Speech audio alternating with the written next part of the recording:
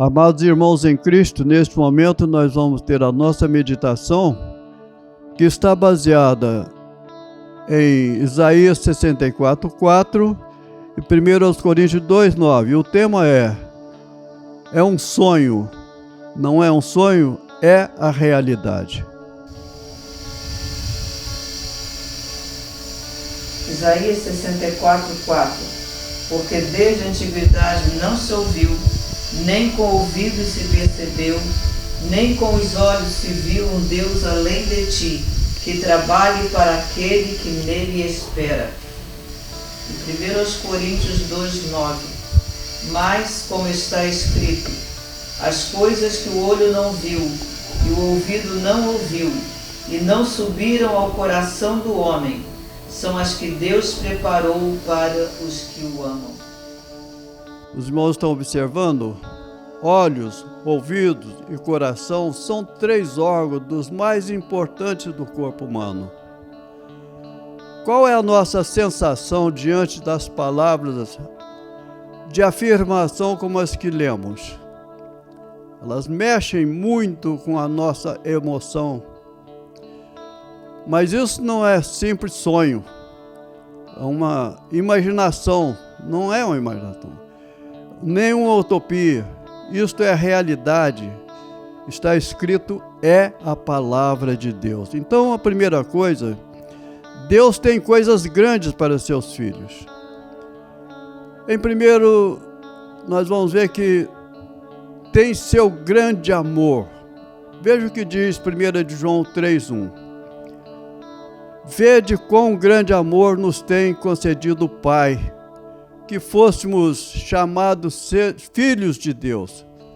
É o grande amor de Deus, nós somos chamados filhos de Deus, então nós temos que considerar isto. E também a realidade que Deus tem. O homem, um grande galardão, está em Isaías 44:22. Diz assim o texto: desfaço as tuas transgressões como a névoa e os teus pecados como a nuvem. Torna-te para mim, porque eu te amei. Ele nos amou e perdoou. Ele tem um grande perdão para nós. É o perdão de todos os nossos pecados. Nós temos que crer no poder de Deus, na sua misericórdia. Também diz-nos a palavra de Deus, Ele tem a grande salvação. Irmãos, é coisa muito séria a grande salvação que Deus tem para nós. Diz lá em Hebreus 2:3, como escaparemos nós se não atentarmos para uma tão grande salvação? É tão grande essa salvação que custou o preço de sangue. E não foi qualquer sangue, foi o sangue imaculado do Filho de Deus.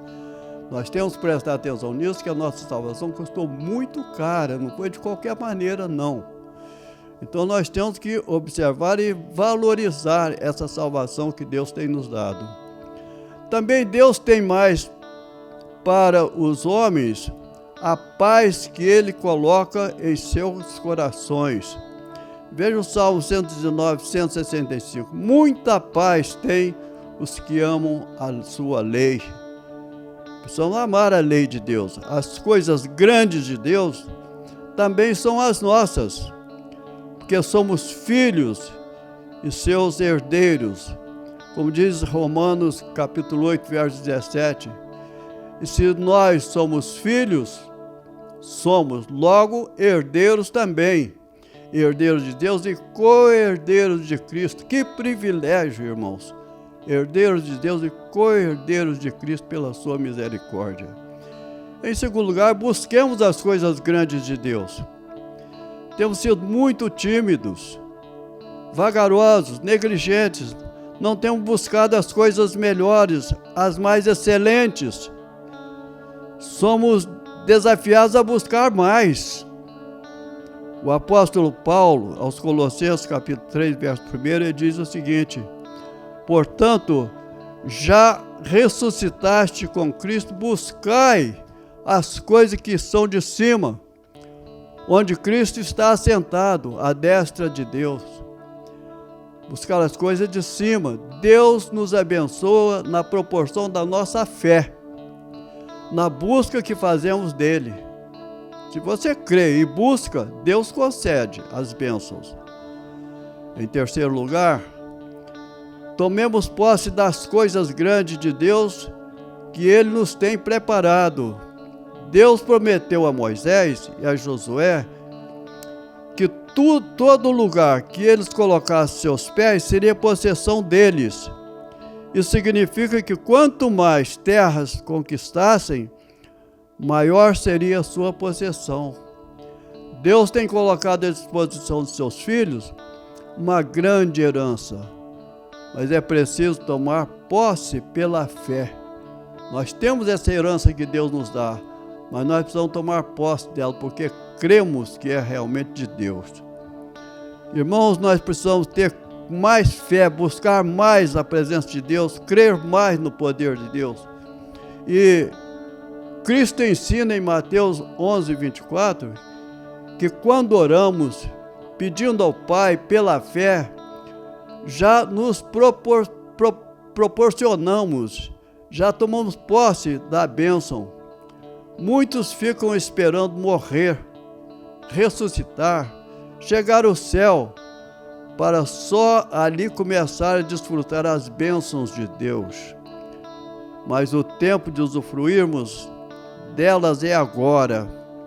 Podemos agora mesmo viver o que Deus preparou para aqueles que o amam, como o seu grande amor, o seu perdão, a salvação, a sua paz.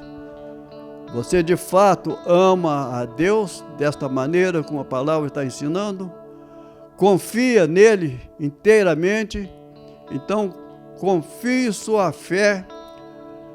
Sua palavra poderosa não pode estar fora. Você precisa realmente crer no poder de Deus e buscar a promessa de Deus. Tome posse da palavra de Deus. Tome posse das bênçãos que Deus tem para você pela fé. Porque realmente Deus abençoa aqueles que creem. Façamos coisas grandes para Deus. Quando Salomão foi construir o templo de Jerusalém, eles usam uma palavra expressiva que significa muito. A casa que edificarei há de ser grande, porque o nosso Deus é maior do que todos os deuses. Então, é preciso que nós pensamos em coisas grandes para Deus, que o nosso Deus é realmente grande. Ele é todo poderoso. Como indivíduos e como igreja, é preciso começarmos a fazer grandes coisas para Deus. Se na vida secular temos projetos arrojados, por que no reino de Deus nossos empreendimentos são tão acanhados, são pequenos, são tão modestos?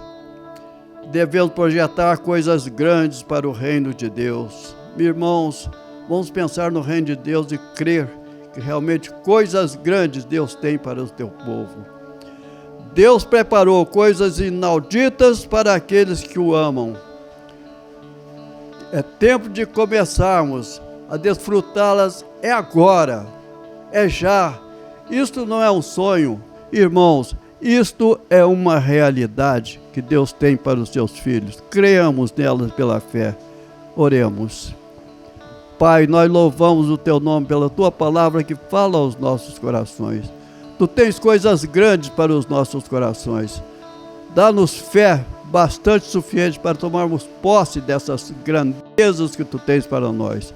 Ajuda-nos, ó Deus, na nossa pouca fé. Abençoa as nossas igrejas, abençoa os nossos irmãos, aqueles que estão no nosso alcance. Alcança a Tua voz. Nós oramos assim, agradecidos pela fé no nome santo e poderoso de Jesus. Amém, Senhor Deus.